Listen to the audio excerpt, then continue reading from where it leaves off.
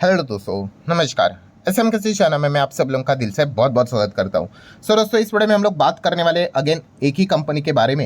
And ये जो एक कंपनी है, ठीक है, मतलब इसकी क्यों ज़्यादा चर्चा होते हुए देखने को मिल रही है। यस, उसका जो ऑलरेडी हम लोग को बिजनेस तो देखने को मिल रहा है, बट अब एक और नए, मतलब अलग बिजनेस तो नहीं है, बिजनेस तो वही है, बट एक नए स्ट्रीम में हम लोग को वो एंटर करते हुए देखने को यहाँ पे मिल रहे हैं। एंड इसी चीज़ के चलते अब चर्चा ये हो रही है, क्या ये कंपनी जिस प्रकार से ट्रेंट ने परफॉर्मेंस यहाँ पे दिखाया था, आप सभी लोगों को पता है ट्रेंट पहले काफ़ी छोटी कंपनी थी, बट बाद में ट्रेंट के तो दिन ही बदल गए। बट ये दिन ऐसे थोड़ी ना बदलते हैं, ठीक है। तेज़ी आना इंपॉर्टेंट रहता है, बट तेज़ी टिकना उससे भी ज़्यादा इंपॉर्टेंट है। सो ट्रेंट की तेज़ी टिकी क्यों? यस, क्योंकि उनके बिजनेस में दम था भाई। उनका रेवेन्यू एक्चुअल में बढ़ा, उनका प्रॉफिट एक्चुअल में बढ़ा, उन्होंने नए नए एक्सपेरिमेंट किए एंड वो सफल भी रहे। जैसे कि अगर बात करें ट्रेंड की, अगर बात करें तो आप सभी लोगों को यहाँ पे पता है, देखो काफ़ी लोगों को तो यही नज़र आता है कि मतलब ट्रेंड ने तो कुछ खास रिटर्न नहीं दिए, एक साल में तो 30% का नुकसान है, 3 महीने में नुकसान है, ठीक है।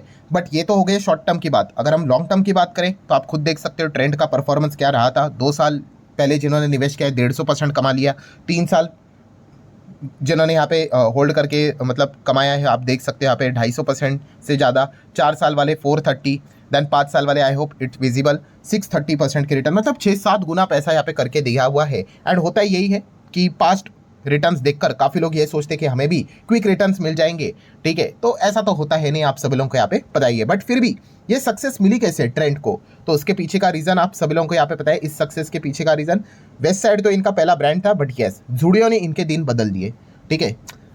जैसे मैंने आपको बहुत बार कहा है कि कोई भी कंपनी बिजनेस करती है, अगर वो 1000 करोड़ कमाए, 500 करोड़ कमाए, वो मैटर नहीं करता है। सबसे इंपॉर्टेंट ये मैटर करता है कि इसके पहले वो कितना कमाते थे एंड अभी कितना, हाँ वही ग्रोथ कितना हुई है, ठीक है। अगर कंपनी आज 1000 करोड़ कमाती है और अगले साल भी 1000 ही करोड़ कमा रही है, ठीक है, 1000 करोड़ कमाए बॉस, डिनाई थोड़ी ना कर रहा हूँ, बट ग्रोथ किधर है? जीरो।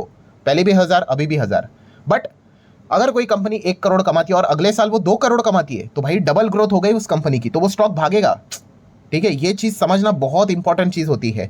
तो जुडियो की अगर हम लोग बात करें, इन्होंने क्या कर दिया, पूरा काया पलट करके यहाँ पे रख दिया। एंड जुडियो में हुआ क्या दोस्तों, तो यस उन्होंने यहाँ पे अफोर्डेबल फैशन वाली चीज़ यहाँ पे लॉन्च की। जुडियो की बात करें तो, ठीक है, अफोर्डेबल ये शब्द काफ़ी इंपॉर्टेंट है, आप सभी लोगों को पता ही होगा। टाटा ग्रुप की ये ट्रेंड कंपनी है एंड टाटा का ये एक सबसे बड़ा जो प्रोजेक्ट था वो फेल भी हुआ था एक शब्द के चलते। यस, आप सभी लोगों को यहाँ पे पता ही है। टाटा नैनो फेल होने के पीछे मल्टीपल रीजन थे, बट सबसे बड़ा रीजन यही था कि उन्होंने ये बोल दिया था कि भाई सस्ती गाड़ी करके, और ये सस्ती जो ये चीज़ ऐसा बोल दिया था, ठीक है, तो काफ़ी लोगों को अच्छा नहीं लगा, लोगों ने खरीदा नहीं। एंड वो प्रोजेक्ट अगर देखा गया तो जितना चलना चाहिए था नहीं चला और अल्टीमेटली वो बंद ही करना पड़ा। सो जुडियो की अगर बात करें तो जुडियो में भी अगर आप देखोगे एक्चुअल में सस्ती चीज़ें ही मिलती है, बट उन्होंने क्या बोला, अफोर्डेबल फैशन, ठीक है। तो एक शब्द काफ़ी यहाँ पे एक गेम यहाँ पे पलट देता है। एंड इसी चीज़ के चलते आप देख सकते हैं 299 में आपको चीज़ें मिल जाती है, ठीक है, 199 में भी कुछ जगह पे चीज़ें यहाँ पे मिल जाती है। सो इस प्रकार की चीज़ें उन्होंने लॉन्च किया। और एक दिन जैसे मैंने आपको कहा था कि वेस्ट साइड यहाँ पे जो कमा के दे रहा है उससे ज़्यादा जुडियो कमा के देगा। तो आज आप देख सकते हो, अगर 100 रुपया कमाता है ट्रेंड, तो उसमें से 58% अप्रॉक्सीमेटली जुडियो कमा के देता है एंड वेस्ट साइड 40, 41, 42 के आसपास कमा के देता है, ठीक है। मतलब जो उन्होंने नया ब्रांड जो मार्केट में यहाँ पे लाया, ठीक है, जुडियो थोड़ी ना 10 साल पहले से थे, अभी अभी जस्ट अभी आया है, पिछले अगर 3-4 साल की बात करें तो, ठीक है। और कहाँ से कहाँ पहुंच गया आप यहाँ पे देख सकते हैं, इसलिए स्टॉक भी कहाँ से कहाँ पहुंच गया और इंडेक्स का पार्ट भी बन गया, ठीक है। तो सब कुछ बिजनेस, जो बिजनेस को समझता है भाई वही अच्छा खासा यहाँ पे पैसा बना पाएगा। भाई जो बिजनेस को नहीं समझता है हम क्या ही करें, वो तो आखिर में आपको पता ही है, वो स्टेज 2 में इन्वेस्टर बन जाएगा, ठीक है। जो बोलते हैं ना चिड़िया चुग गई खेत, उसी में वो हमेशा पार्टिसिपेट करता रहेगा जब सारी रैली हो जाती है।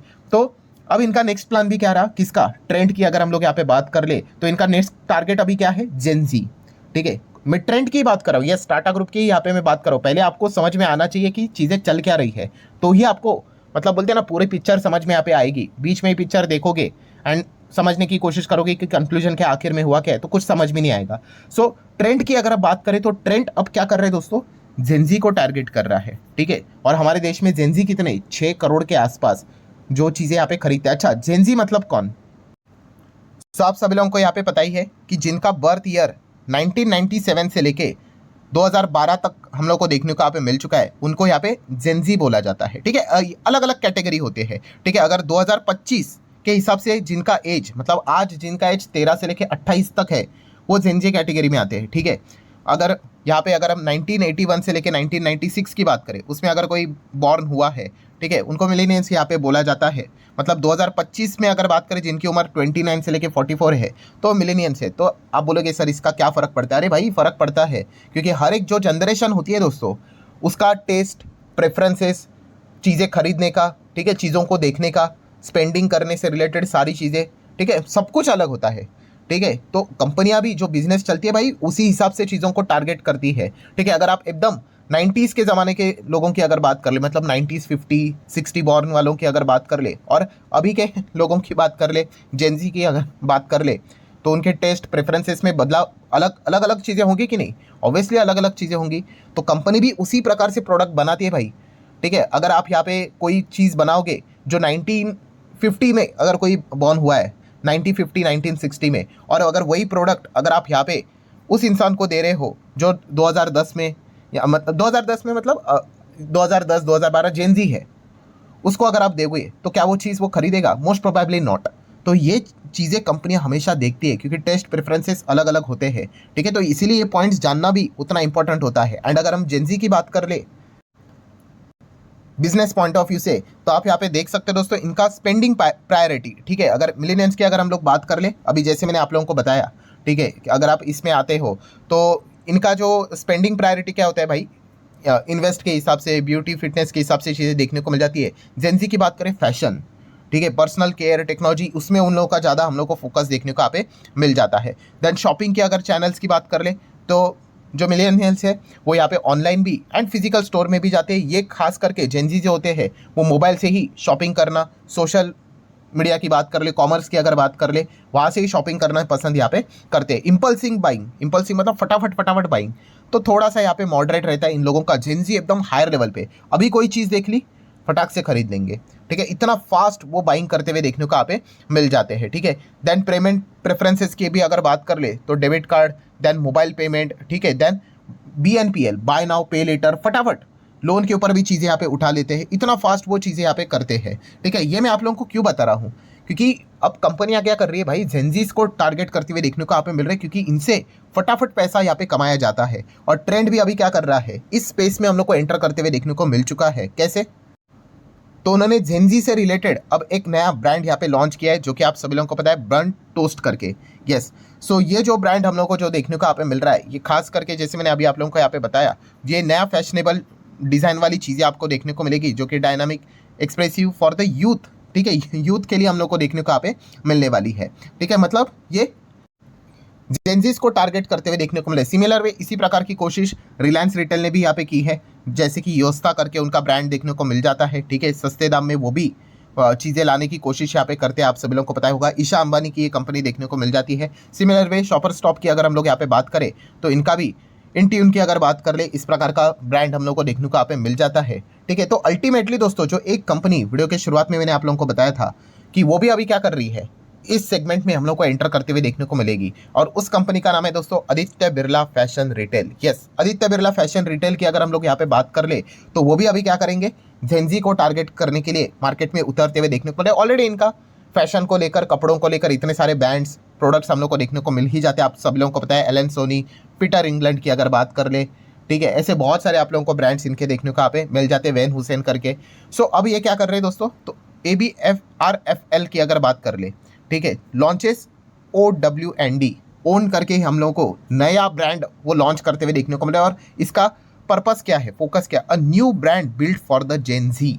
जेनजी को टारगेट करने के लिए ये नया ब्रांड उन्होंने मार्केट में यहाँ पे उतारा है। खास करके हम कह सकते हैं उनका जो स्टाइल अप स्टोर हम लोग को जो देखने को मिलता था, उसको कन्वर्ट करके अब ये ओन में यहाँ पे शिफ्ट कर रहे हैं। 49 स्टोर्स हम लोग को देखने को मिलते थे, वो कन्वर्ट होने वाले, और इसी फिनेंशियल ईयर 26 की बात कर ले, खत्म होने से पहले इस स्टोर्स को वो दुगना करने वाले, मतलब 100 करने वाले हैं। और अगले 4 से 5 साल का टारगेट इन्होंने यहाँ पे रखा है। आदित्य बिरला फैशन की अगर बात कर ले कि 400 स्टोर्स वो ओपन यहाँ पे करने वाले हैं और जेनजी को टारगेट करेंगे। ठीक है, क्योंकि वहाँ से पैसा कमाना अब काफ़ी मतलब ईजी यहाँ पे रहेगा, इसलिए यहाँ पे हर कोई कंपनी अब जेनजी को टारगेट करते हुए देखने को मिले। तो ट्रेंड के पीछे पीछे अब यहाँ पे आदित्य बिरला फैशन रिटेल भी हम लोग को इस चीज़ को फोकस में आते हुए देखने को यहाँ पे मिल रही है। तो इसलिए दोस्तों ये चर्चा चल रही है कि अब trend versus Aditya Birla fashion and retail की लड़ाई हम लोग को देखने को यहाँ पे मिलेगी। ठीक है, ट्रेंड तो भाई काफ़ी बड़ा जायंट यहाँ पे बन चुका है। तो क्या आदित्य बिरला यहाँ पे मतलब जिस प्रकार से ट्रेंड यहाँ पे चल रहा है उसी को कॉपी यहाँ पे कर रहा है, तो क्या वो ट्रेंड बन पाएगा? तो यही चीज़ें यहाँ पे हम लोग को देखने को यहाँ पे मिल रही है। अब ये तो वक्त ही बताएगा। ठीक है, आप बहुत सारी चीज़ों को यहाँ पे फॉलो यहाँ पे कर सकते हो, बट अल्टीमेटली बिजनेस होना ये सबसे इंपॉर्टेंट चीज़ है। अगर बिजनेस हो पाए तो ही तो कंपनी यहाँ पे आगे बढ़ पाएगी, क्योंकि आदित्य बिरला एक छोटी कंपनी है, 10-11 हज़ार करोड़ के आसपास की कंपनी यहाँ पे होगी। सो ये ट्रेंड बन पाएगी या नहीं बन पाएगी, ये तो देखना पड़ेगा कि जो नया ब्रांड वो लेकर आ रहे हैं उसको रिस्पॉन्स कैसे मिलता है। अगर एकदम वो धूम मचा देता है जैसे कि जूडियो ने धूम मचा दी, ठीक है, आप सभी लोगों को यहाँ पे बताया बच्चा बच्चा जानता है जूडियो को, वैसा अगर इन्होंने कुछ कर लिया तो वाई नॉट, वो भी इस प्रकार की कंपनी यहाँ पे बन सकते हैं। तो इसके ऊपर आप लोगों को ध्यान यहाँ पे रखना पड़ेगा। सो आशा करता हूँ दोस्तों एक नई चीज़ आप लोगों के सामने यहाँ पे रखिए, एक नया वीडियो आपके सामने था। अगर पसंद आया होगा चाहो तो लाइक एंड शेयर कर सकते हो। मिलते हैं अगले वीडियो में, तब तक के लिए बाय बाय।